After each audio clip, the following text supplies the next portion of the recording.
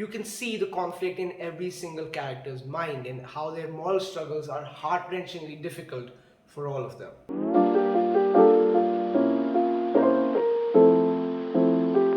We're back with some more Mistborn, and this time we're looking into the third book in the first trilogy.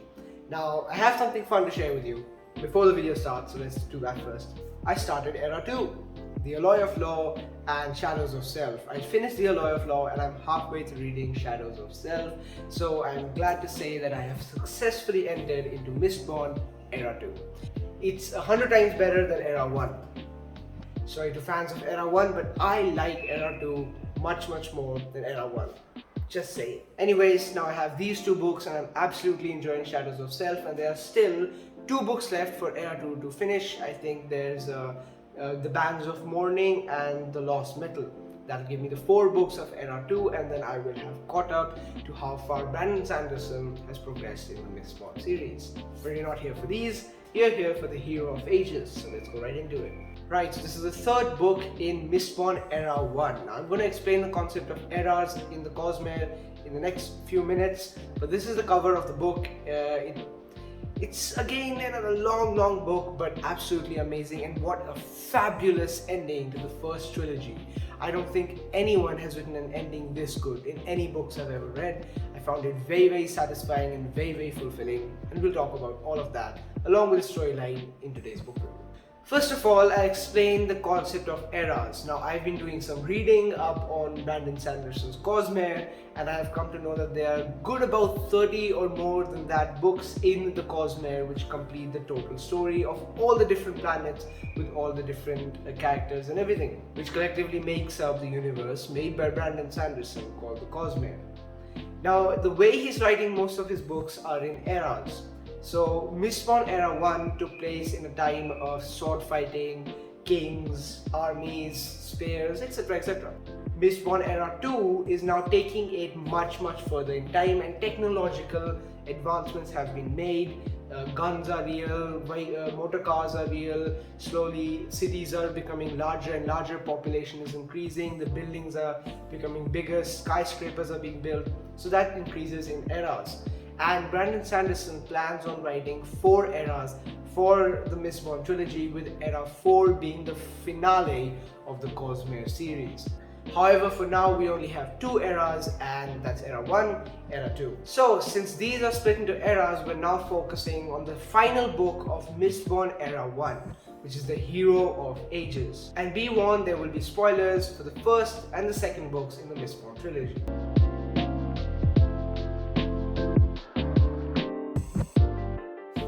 So if you've read the books till now and you've caught up, you know that Elend now has the powers of an Allomancer, and a really pure Allomancer, because he ate something that the Lord Ruler had been keeping in secret, and it's now in him, and now he is an Allomancer. And now he and Vin are desperately trying to conquer different territories and fight against the being that they released from the Well of Ascension called Ruin.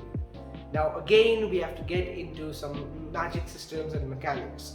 So Ruin is like a really super powerful godly being present on the planet Scadrial, where the events of Mistborn take place. And there's Ruin and there's Preservation, and these are the 2 gods that are present on Scadrial. Ruin right now is destroying the world and is going to lead it towards the absolute death of all living beings, and that's his idea. And Vin and Elend together are trying to stop him. Let's read the back of the book, which is the synopsis.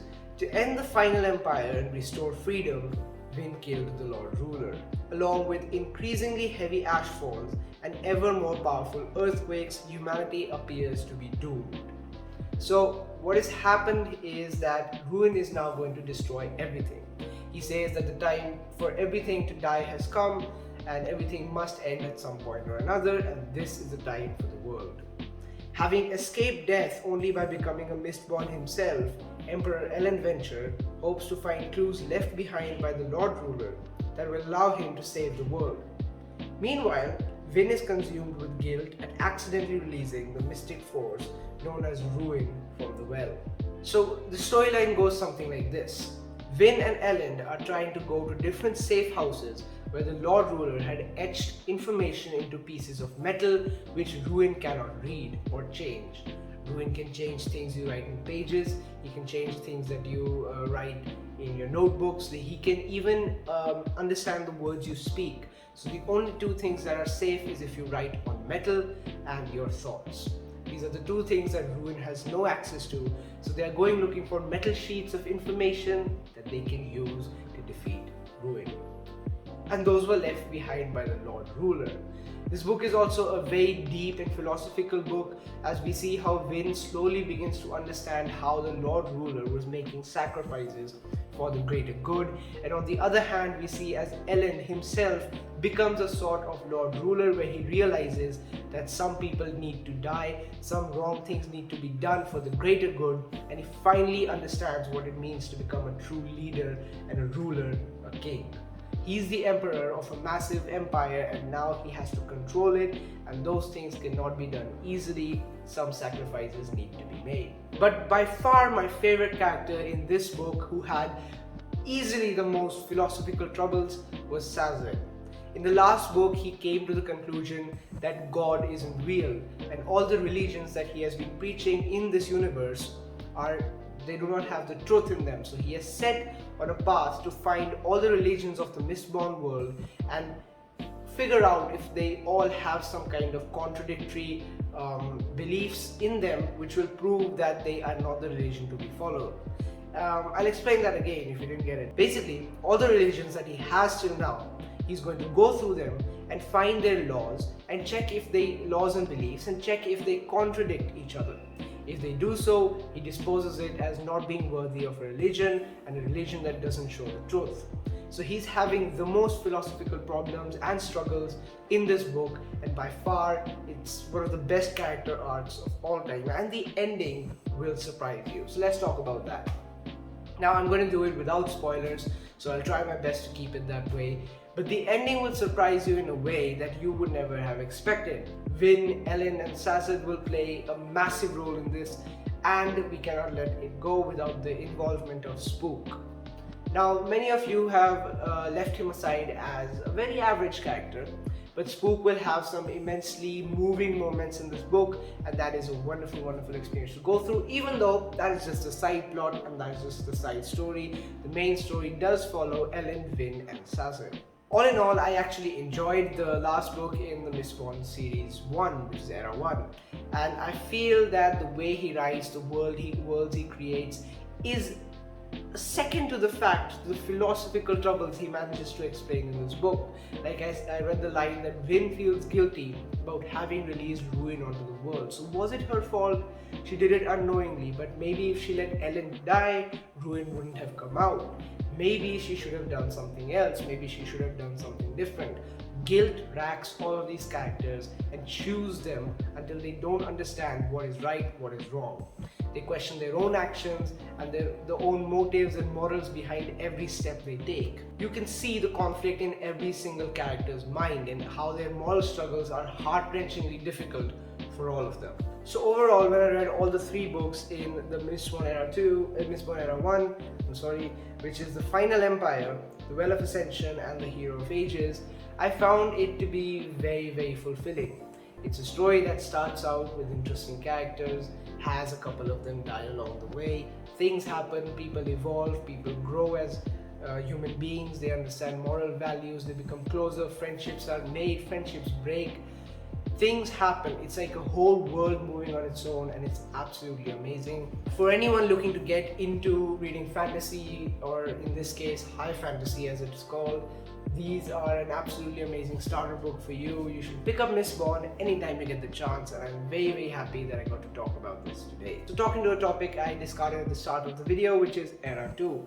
I'm not going to talk about the books, I'm going to make a separate book review for Alloy of Law and Shadows of Self, but I just wanted to talk a little bit about how Brandon has evolved everything from the first 3 books. The way he's created a world which you can see in which how the technology is changing, how people are adapting to motor cars, how gasoline is coming up, how carriages and coaches are slowly moving out of fashion, how fashion in itself is improving, how guns are being used, and how guns are being used with allomancy, because All the technological prowess in the world may happen, but MISTBORN and allomancers are still there. Ferrochemists, everybody's there, and it's absolutely amazing. So hopefully Brandon Sanderson can hurry up, which he tries his best to do, I know, and finish the Stormlight Archive series so that we can get more of the MISTBORN series, because MISTBORN Era 3 is going to be absolutely spectacular, because they'll bump up the eras even more and bring us closer to real life. And MISTBORN Era 4, who knows, maybe it'll take it into the future, maybe. One thing is for certain, Brandon Sanderson will never stop impressing us with his wonderful novels, and this was an absolutely fabulous read, and I would absolutely recommend the MISTBORN series for anyone out there. So on that note, I would like to end this video. Thank you so much for watching this video. Hey, MISTBORN and allomancers are not real, but you know what is? The subscribe button is. So if you stuck around till the end, hopefully you liked it, and please go down there and subscribe if you feel like it. Thank you so much for watching this video all the way till the end, and I'm going to see you guys next time. Hopefully Brandon Sanderson can give us the space era fast, because I'm almost certain that by the time he reaches Era 4, he's going to be taking it into a space era. Things flying around. Everything's going to be technologically advanced. Picture this, a really technologically advanced world with massive ships flying and everything, I don't know. And MISTBORNs and allomancers walking around. They can push off of metal in any direction. It would be insane. Imagine being a MISTBORN in today's world with metal everywhere. You'd be all powerful. That would be insane. Thank you so much for watching this video.